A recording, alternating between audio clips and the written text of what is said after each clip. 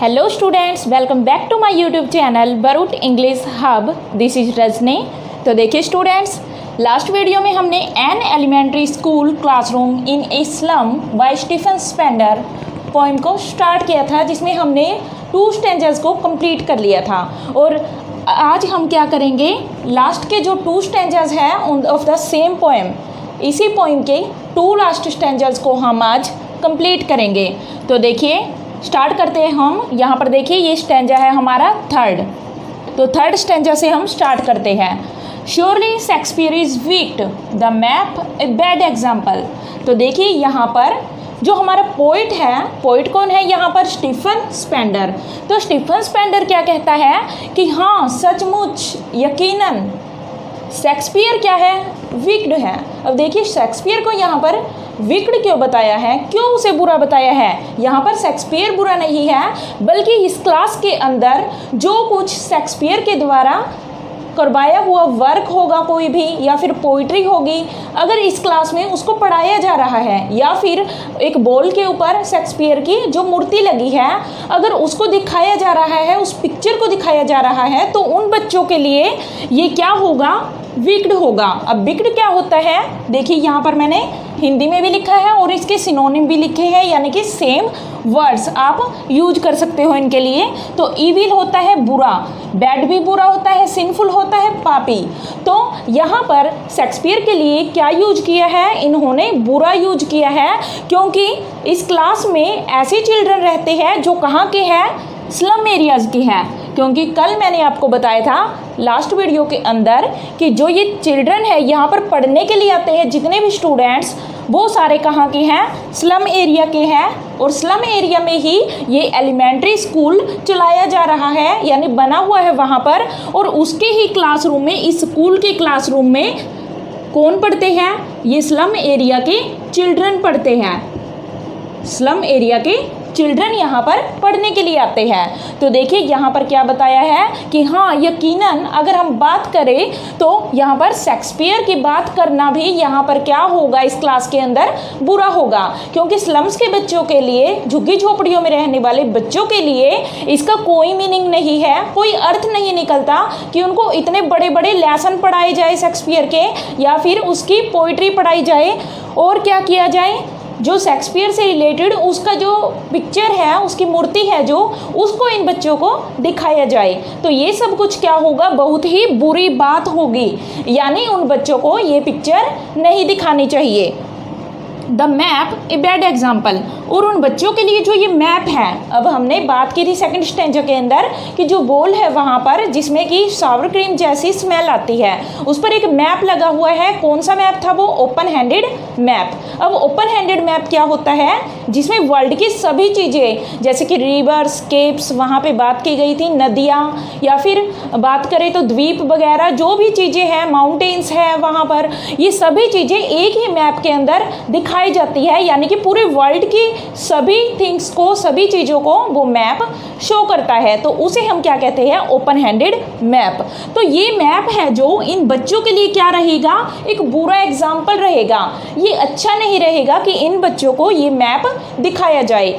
ऐसा क्यों कहा गया है कि ये बुरा रहेगा, तो देखिए विद शीप्स एंड सन, क्योंकि उस मैप के अंदर क्या कुछ दिखाया है, वहाँ पर शीप्स भी दिखाई गई है। अब रिवर्स की बात की थी तो रिवर्स सेकंड स्टेंजे के अंदर था, तो यहाँ पर उन रिवर्स में क्या है, शिप्स भी चलते हुए दिखाए गए हैं। उन शिप्स में क्या है, अगर ये बच्चे इनको देखेंगे, इन शिप्स को देखेंगे, एंड सन, और सन में सूर्य, यानी कि सनराइज करता है उन सभी चीज़ों को, सनरेज को, यानी कि सूर्य की किरणों को जब ये बच्चे देखेंगे, and love tempting them to steal for leaves, क्योंकि ये क्या होगा, जब बच्चे इन सभी चीज़ों को देखेंगे तो वो इसकी तरफ क्या होंगे, टेम्प्ट होंगे। टेम्प्ट क्या होता है, अट्रैक्ट होना।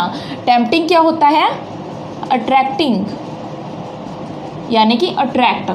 अब बच्चे क्या करेंगे, उन सभी चीज़ों को देखकर क्या होंगे, उसकी तरफ आकर्षित होंगे। उनको लगेगा कि हमें क्या करना चाहिए, इन सभी चीज़ों का आनंद लेना चाहिए, उसको एंजॉय करना चाहिए, शिप्स में जाना चाहिए, समुद्रों को देखना चाहिए। और ऐसा करने के लिए उनके पास फिर मनी नहीं होगी, उनके पास पैसे ही नहीं होंगे, क्योंकि वो तो झुग्गी झोपड़ियों में रहने वाले बच्चे हैं। और क्या करेंगे, वो आकर्षित होंगे किस चीज़ की तरफ, स्टील की तरफ। स्टील क्या होता है, चोरी करना। देखिए यहाँ पर 2 वर्ड है स्टील। एक स्टील होता है STEAL, इसका मीनिंग होता है चोरी करना, थेफ्ट। थेफ्ट होता है चोरी करना। पर ये स्टील क्या है, जो हमारे मेटल होते हैं, ये वो है स्टील, यानी कोई धातु होती है उसको, स्टील की धातु, जैसे कि हमारे वेसल्स, बर्तन वगैरह होते हैं जो, उनको हम क्या कहते हैं, स्टील के ही होते हैं वो ज़्यादातर। तो देखिए यहाँ पर स्टील कौन सा यूज किया गया है, ये है चोरी करने वाला स्टील। तो अगर बच्चे इन सभी चीज़ों को देखेंगे, इतनी बड़ी बड़ी चीज़ों को देखेंगे, शेक्सपियर के वर्क को पढ़ना चाहेंगे, या फिर ऐसे ओपन हैंडेड मैप के अंदर की सभी चीज़ों को देखकर वो क्या करेंगे, चोरी करने की तरफ आकर्षित होंगे। थेफ्ट के प्रति क्या होगा, उनका अट्रैक्शन बढ़ता जाएगा चोरी करने की तरफ। फॉर लीव्स, क्यों चोरी करेंगे, अपनी लाइफ को वो क्या करने के लिए, स्पेंड करने के लिए, इंजॉय करने के लिए। That स्लीली turn in their cramped holes. देखिए बी बच्चे, दैट मीन बी बच्चे, वही चिल्ड्रन जो कहाँ रहते हैं, स्लम्स एरिया में रहते हैं, झुग्गी झोपड़ियों में रहते हैं। स्लीली टर्न, स्लीली मीन क्या होता है, सीक्रेटली, इंटेलिजेंटली, कनिंगली, यानी कि चालाकी से। सभी एक ही वर्ड है, ये एक ही वर्ड मीनिंग है सभी का। चालाकी से क्या करेंगे वो बच्चे, जो कैसे है, जो चालाकी से क्या करते हैं, अपने क्रैम्प्ड होल्स में रहते हैं। क्रैम्प्ड क्या होता है, क्रैम्प्ड होता है स्मॉल या फिर नैरो, वेरी नैरो आप इसको कह सकते हो, यानी कि बहुत ज़्यादा तंग, भीड़ा सा एक क्या है, वहाँ पर एक होल है। होल क्या होता है, यहाँ पर देखिए जैसे चूहे होते हैं, यहाँ पर कंपैरिजन किया गया है, जैसे चूहे क्या करते हैं, अपने होल्स में रहते हैं, जो कि बिल्कुल तंग होते हैं, उनके बिल होते हैं जो चूहे, उनमें रहते हैं। और ये बच्चे भी कैसे हैं, उन चूहों की तरह ही क्या करते हैं, वो चालाकी से अपनी झोपड़ियों में जाते हैं और वहाँ पर ये अपने बिल में घुस जाते हैं, यानी कि अपनी झुग्गी झोपड़ियों में रहना स्टार्ट करते हैं। तो ये बच्चे क्या है, वे तो चूहे के जैसे हैं, जो कि छोटे छोटे घरों में रहते हैं, झुग्गी झोपड़ियों में रहते हैं। उनके लिए इन चीज़ों तक पहुँच पाना क्या होगा, डिफ़िकल्ट रहेगा, मुश्किल रहेगा। From fog to endless night, और देखिए इन क्रैम्प्ड होल्स के अंदर ही, क्रैम्प्ड होल्स में जो नैरो होल्स हैं, भीड़े भीड़े उनके जो झुग्गी झोपड़ियाँ हैं, उनमें ही क्या होता है, from fog to endless night, fog से लेकर एंडलेस नाइट तक, यानी कि एंडलेस क्या होता है, जो कभी भी ख़त्म नहीं होता, जिसकी क्या नहीं होती, कोई लिमिट नहीं होती, अनलिमिटेड रहता है जो टाइम। तो एंडलेस नाइट यानी कि कभी ना ख़त्म होने वाली रात की तरह है उनकी लाइफ तो, क्योंकि यहाँ पर जो बिलों में रहते हैं या फिर छोटे छोटे झुग्गी झोपड़ियों में रहते हैं, वहाँ पर डार्कनेस है, बिल्कुल अंधेरा ही अंधेरा है। और देखिए उस अंधेरे में उनको क्या लगता है, उन झुग्गी झोपड़ियों में क्या लगता है, अगर वो बाहर निकलेंगे तभी उनको कोई लाइट दिखाई देगी। पर यहाँ पर क्या है, उनकी लाइफ क्या है, एंडलेस नाइट जैसी बन गई है। यानी उनको इन झुग्गी झोपड़ियों में रहते हुए कैसा लगता है कि जैसे कि उनकी रात है, वो कभी भी ख़त्म नहीं होगी। यहाँ पर देखिए रात को किससे कंपैरिजन किया गया है, उनकी सैड लाइफ से, यानी कि उनके दुखी जीवन से उसको कनेक्ट किया गया है यहाँ पर। तो यहाँ पर क्या है, उनकी लाइफ में से कभी भी दुख ख़त्म नहीं होंगे, वो हमेशा सफरिंग्स को सहते रहेंगे, हमेशा पीड़ाओं को सहते रहेंगे। और इन छोटे छोटे बिलों में, यानी कि इन छोटी छोटी झुग्गी झोपड़ियों में वो अपनी लाइफ को स्पेंड करेंगे। उनके लिए ये सभी चीज़ें दिखाना क्या रहेगा, बहुत ही बुरी बात रहेगी। ऑन देयर स्लैग हीप, देखिए इन झुग्गी झोपड़ियों के बारे में ही कहा गया है। इनके जो स्लैग हीप है, स्लैग क्या होता है, देखिए कूड़ा करकट होता है, गार्बेज होता है। हीप क्या होता है, जो एक पूरा का पूरा ढेर लग जाता है किसी कूड़े करकट का या किसी भी चीज़ का, डस्ट वगैरह का, तो उसको हम हीप बोलते हैं। तो on their slag heap, garbage dump यानी कि कूड़ा डालने की उनकी जो जगह है, उनमें दी चिल्ड्रन, स्लैग हीप किसको कहा है यहाँ पर, उनकी स्लम्स को, जो स्लम्स एरिया में उनकी हट है, हट्स होते हैं, जैसे कि झुग्गी झोपड़ियाँ होती हैं, उनको क्या कहा गया है, स्लैग हीप। यानी कि इनकी जो गलियारा है, स्लम्स एरिया है, उनमें सभी जगह क्या है, वो एक कूड़े करकट के ढेर की तरह ही है, क्योंकि वहाँ पर तो क्या है, गंदगी ही गंदगी है। और यहाँ पर ओपन हैंडेड मैप की बात करें तो यहाँ पर बहुत ही खूबसूरत चीज़ें हैं, ब्यूटीफुल थिंग्स देखने को मिलती है। और these children wear skins peeped through by bones and spectacles of steel. अब देखिए इन बच्चों की बात की है इन्होंने, these children wear skins, wear होता है देखिए जिसमें कोई क्लोथ्स नहीं होते, कोई कपड़े नहीं होते, उसको हम वेयर बोलते हैं। पर यहाँ पर देखिए इसका मीनिंग क्या रहेगा, पूरी अगर इसकी बात करें, वेयर स्किन्स मीन जो उनकी स्किन्स है, पीप्ड थ्रू बाय बोन्स। अब देखिए पूरी लाइन का इसका मीनिंग रहेगा कि ऐसे लगता है जैसे कि उनकी स्किन, जो उनकी स्किन होती है, त्वचा होती है, जो पीप्ड थ्रू बाय बोन्स, उनमें से उनकी हड्डियां हैं जो झांक रही है। यानी कि उनकी जो स्किन है वो कैसे है, कपड़ों की तरह है, ऐसे लगता है जैसे कि हड्डियों ने क्या किया हो, कोई कपड़े धारण कर लिए हो। स्किन को किससे कंपैरिजन किया है, क्लोथ्स के साथ, कपड़ों के साथ। और उनकी जो स्किन्स है यानी कि उनकी त्वचा है, ऐसे लगता है जैसे कि वो हड्डियों में से झांक रही है। अब ऐसा क्यों कहा गया है, क्योंकि वो इतने ज़्यादा वीक है, इतने ज़्यादा थिन हो चुके, इतने पेपर सीमिंग जैसे कि एक वर्ड आया था एक बॉय के लिए। तो यहाँ पर क्या है, ये यानी कि इतने कमज़ोर बच्चे हैं और वो इलनेस के कारण, किसी ना किसी बीमारी के कारण, या फिर मेल न्यूट्रिशन मिलने के कारण, यानी कि अच्छी उनको न्यूट्रिशन नहीं मिलती, अच्छा खान पान नहीं है उनका, अच्छा खाना नहीं मिलता, इसलिए क्या है वो इतने कमज़ोर हो गए हैं कि ऐसे लगता है कि जैसे उनकी हड्डियां हैं जो वो मांस में से झांक रही हो, ऐसा फील होता है इनको देखकर। And spectacles of steel with मेंडेड glass. और देखिए उन बच्चों ने क्या किया हुआ है जो इस क्लासरूम में बैठे हुए हैं, उन्होंने कुछ स्पेक्टिकल्स लगा रखे हैं, यानी कि स्पेक्स बोलते हैं जिसको हम, उसी को स्पेक्टिकल्स होता है ये अगर फुल बात करें तो इसकी। तो स्पेक्स होते हैं जो ऐसे लगाए हुए हैं जो स्टील के बने हुए हैं विद मेंडेड ग्लास, और ऐसे लगता है जिनमें कि शीशों को मेंड किया गया हो। यानी कि देखिए स्टील के वो कहाँ से उठा लाते हैं, यानी कि पूरा ढांचा होता है जो, उनको वे उठा के ले आते हैं कहीं से भी, या फिर टूटे फूटे हुए उनके चश्मे होते हैं जो उनको ही उन्होंने क्या करवा लिया है, मेंड करवा लिया है। मेंडेड क्या होता है देखिए 8th पे मैंने यहाँ पर राइट किया है, मेंडेड रिपेयर्ड, यानी कि मरम्मत करना, यानी कि टूट फूट जाती है कोई चीज़, उसकी मरम्मत करवा दी गई है, रिपेयर कर दिया गया है।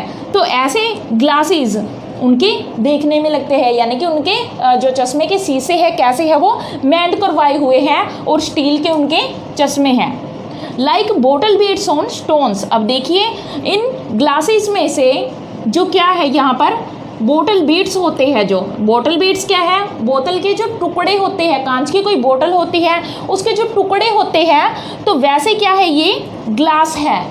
और क्या है ऑन स्टोन्स, स्टोन्स किसके लिए लिखा है इन्होंने, इनकी आईज़ के लिए। ऐसे लगता है जैसे कि स्टोन्स के ऊपर, यानी कि उनकी आंखें कैसे है, उभरी हुई सी है, जैसे कि कोई पत्थर होता है, कोई स्टोन होता है। तो देखिए उनकी आईज है जो, उनके ऊपर ऐसे लगता है जैसे कि क्या किया गया हो, किसी पत्थर के ऊपर क्या रख दिया गया हो, कोई ग्लास रख दिया गया हो, बोतल के टुकड़े रख दिए गए हो। तो ऐसे लगता है इनकी आइज को देखकर और इनके स्पेक्स को देखकर, जैसे कि टूटी हुई बोतल के टुकड़ों को क्या किया गया हो, उनके आइज के ऊपर रख दिया गया हो, किसी पत्थर के ऊपर रख दिया गया हो।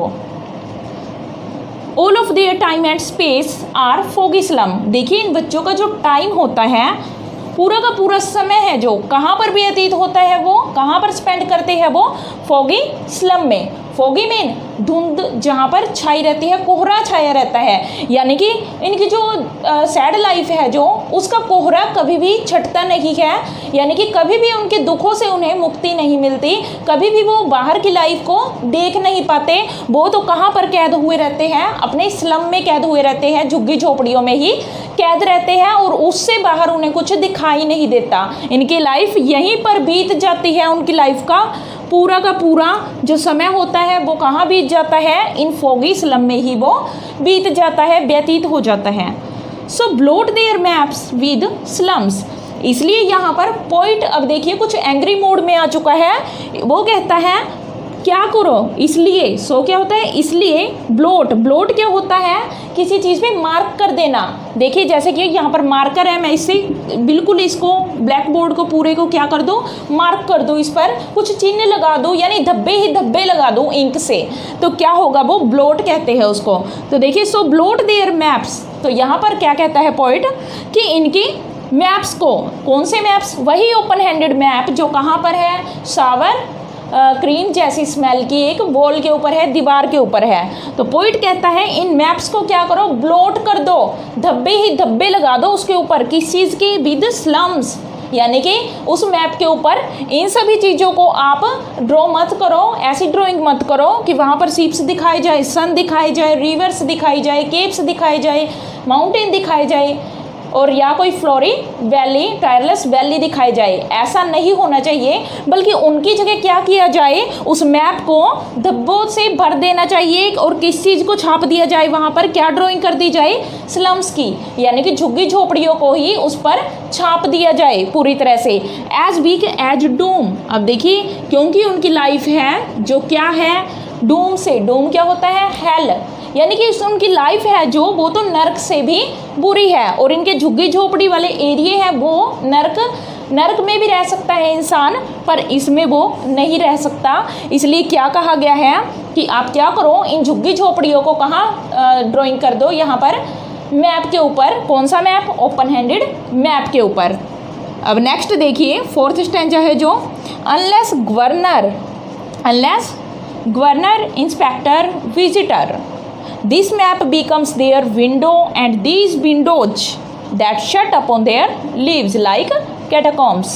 अब देखिए अनलेस गवर्नर, अब जो पोइट है वो एड्रेस करता है, यानी कि संबोधित करता है पूरे, यानी कि पहले वो गुस्से के मूड में आया था, अब वो क्या कर रहा है, यहाँ पर अपील कर रहा है, याचिका कर रहा है किसी से कि वो क्या करे, अनलेस गवर्नर, कि जो भी गवर्नर है, यहाँ के गवर्नर में जो भी अथॉरिटी है, ऑफिसर्स है या फिर कोई भी है जो उस स्कूल को क्या करता है, चलाता है, तो क्या है यहाँ पर वो गवर्नर, यानी कि सारी अथॉरिटी, इंस्पेक्टर जो वहाँ पर इंस्पेक्शन करने के लिए आते हैं, यानी देख रेख का काम करते हैं, जांच करते हैं, विजिटर कौन होते हैं, जो कभी कभार लोग वहाँ पर आ जाते हैं, जैसे कि बात हमने पॉलिटिशियंस की थी, जो शब्दों के तारे दिखाते हैं, स्टार ऑफ वर्ड्स, तो ऐसे लोग तो यहाँ पर क्या करने आते हैं, वो डोनेशन करने आते हैं या फिर देखने आते हैं, या फिर स्कूल की अथॉरिटी है, कोई टीचर है, प्रिंसिपल, हेडमास्टर, तो इन सभी से पोइट क्या करता है, याचिका करता है, अपील करता है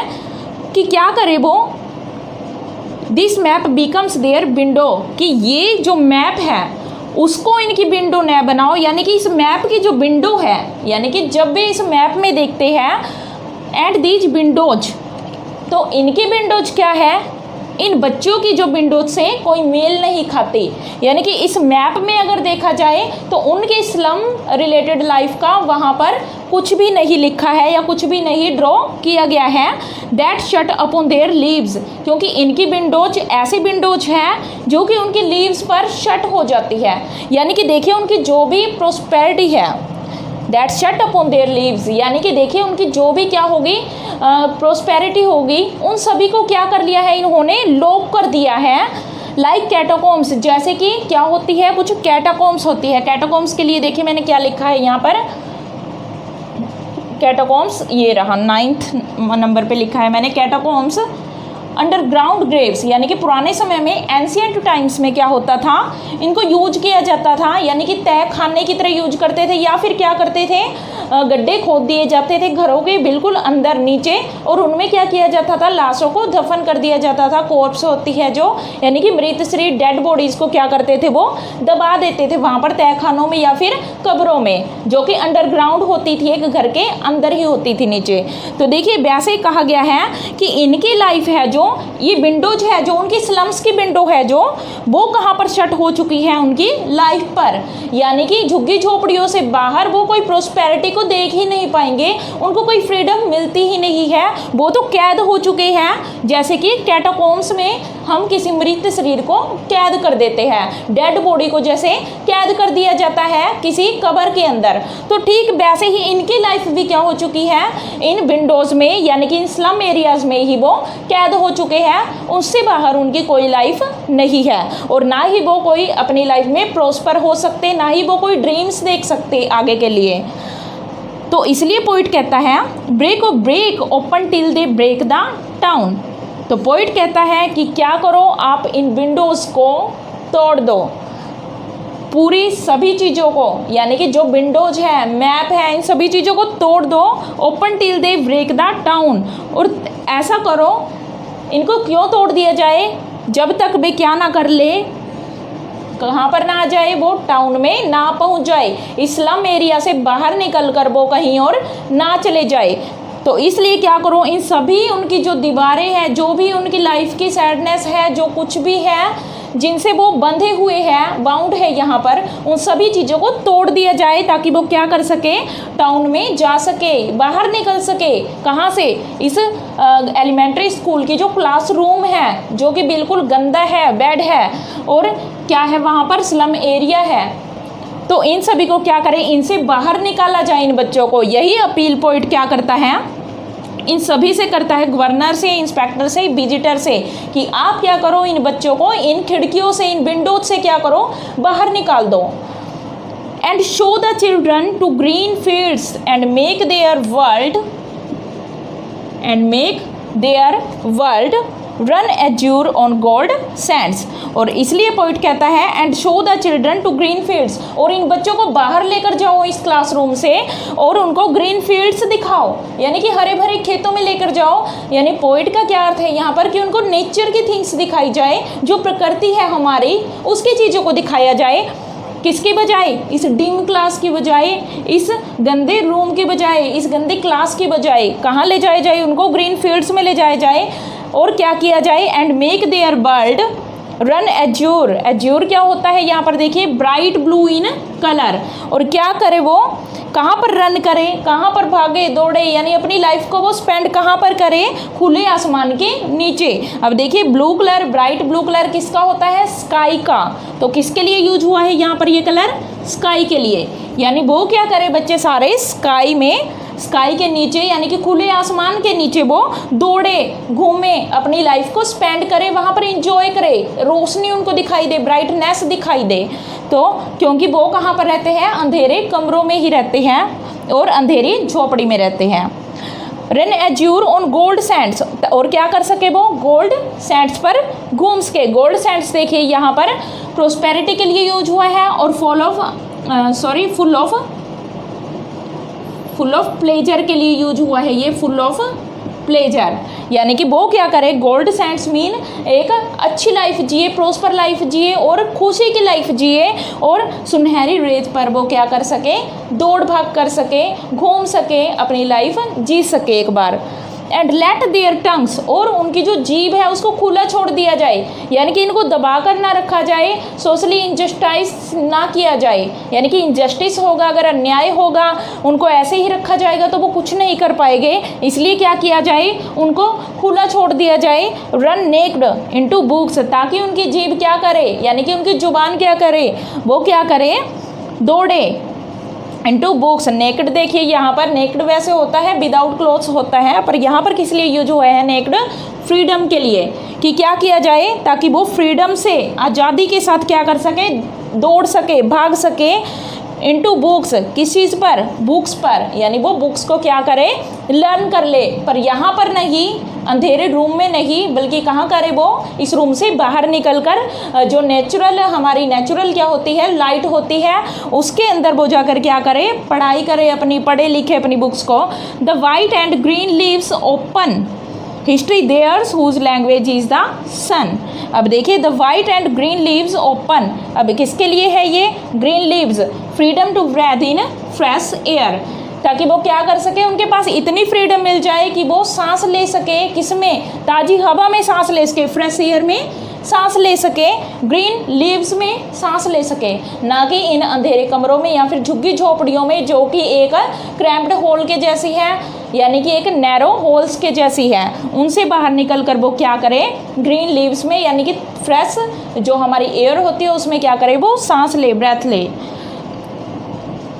history theirs whose language is the sun, क्योंकि इतिहास वही बच्चा रच सकता है जो क्या करता है, आज़ादी से रह सकता है या फिर फ्रीडम होती है जिसके पास, उसका ही नाम इतिहास में लिखा जाता है। वही एक हिस्ट्री क्रिएट कर सकता है, एक हिस्ट्री रच सकता है, एक इतिहास रच सकता है, जिसको क्या मिलेगी, फ्रीडम मिलेगी। और जो क्या करेगा, सपने देखेगा अच्छे और गंदगी से बाहर निकलेगा, उनको सारी सुविधाएं मिल जाएगी उन बच्चों को, तो वो क्या करेंगे, एक इतिहास रच देंगे। तो देखिए आपको ये पोइम समझ आई होगी। अगर कुछ भी आपको समझ ना आया हो तो आप दोबारा से एक बार क्या करें, वीडियो में जो बैकअप कर ले थोड़ा सा, तो उसको रिवीजन कर ले आप। अगर आपको ये पोइम अच्छी लगी हो, समझ आई हो, अगर आप क्वेश्चंस वगैरह करना चाहते हो इसकी, या कुछ भी आपको समझ ना आया हो, तो आप कमेंट बॉक्स में जाकर बता सकते हैं और मैं आपकी प्रॉब्लम का सॉल्यूशन करूँगी वहाँ पर। Thank you.